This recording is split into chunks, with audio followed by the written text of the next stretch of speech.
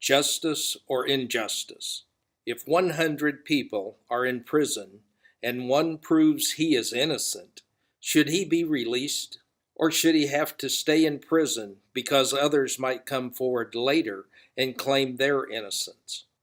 If one taxpayer proves his property assessment is wrong, should his tax assessment be corrected?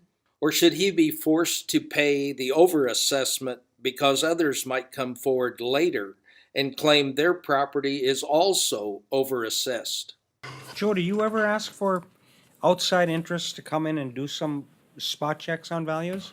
Do you ever do that? I guess what I was really asking was, do we ever use a third-party disinterested, not city of Dickinson, not county, to do just some assessments on properties?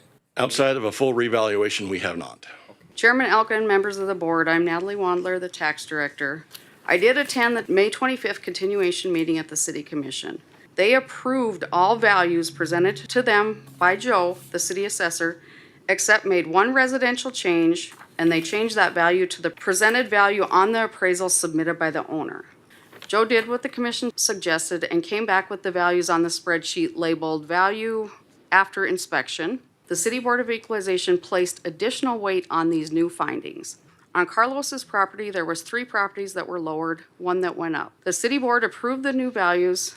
If we take the recommendation of the City Board, that leaves a lot of property owners that can come in and file an abatement because Carlos got a reduction. I did a SWOT analysis for the Board of Equalization, and that's strengths, weaknesses, opportunities, and threats. Weaknesses of the Board of Equalization. You know, the board has the discretion to adjust values requested by the owner.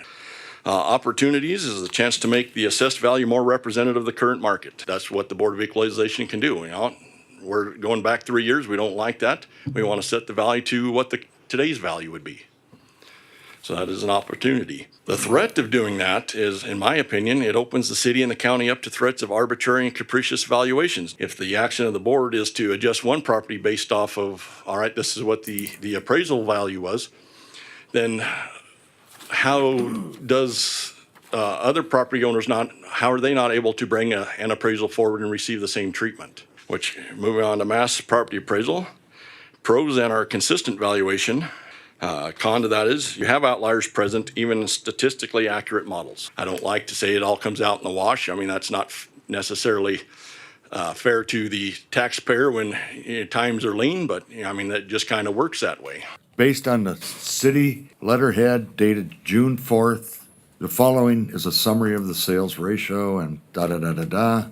Is that number correct, Joe? That's not what the city sent us. The city didn't send us anything for changes. They sent us this as their tax roll. Well, to clarify, I assumed it was already in the report. Chairman Elkin, Commissioner Zander, to clarify, if you would, we'll double check the numbers. I thought I did it Okay. right. Why isn't a member of the Dickinson City Commission not here to answer our questions in regards to what they are doing? Are you representing them? I don't like doing their dirty work, that's all. That's what we're doing. Yeah. I've always represented the city here. I gave you my recommendation just like I presented it exactly to them. I don't know why they made the decision that they did.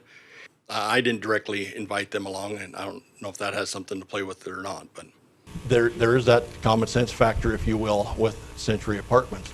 But then what do you do with the other large complexes, Sierra Ridge and all of those? They will all be back, and they won't, they'll be asking for the same thing. But in the end, isn't the point to be close to what it's worth? Not what, I mean, do we want to assess something for double its worth? It doesn't matter.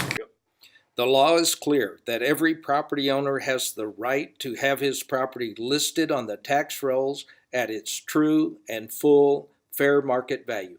The correction of an individual assessment error should not be dependent on if other errors in the assessments exist or do not exist.